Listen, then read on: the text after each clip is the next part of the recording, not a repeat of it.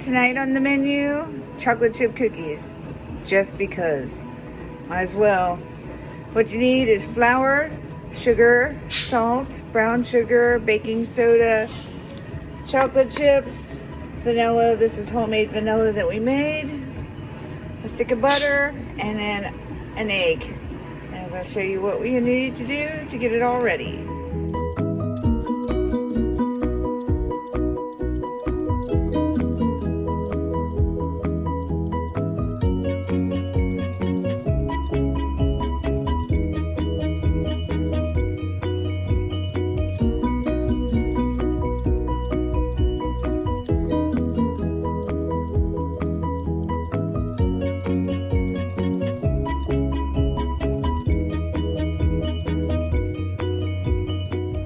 So before you put the chocolate chips in, you want to mix this up. All right, so now it's mixed up.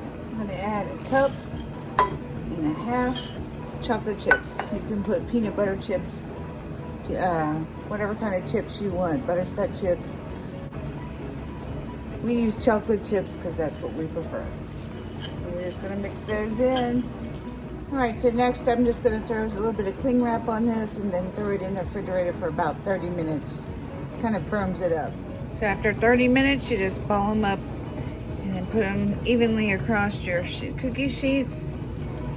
You're going to preheat your oven to 350 and you're going to place it in there for 5 to 7 minutes, depending on how fast your oven cooks. All right, so after you pull them out of the oven, you're just going to put them on a rack and let them cool, but they're perfectly golden like they need to be. I like ours a little chewy in the middle, so that's what they look like.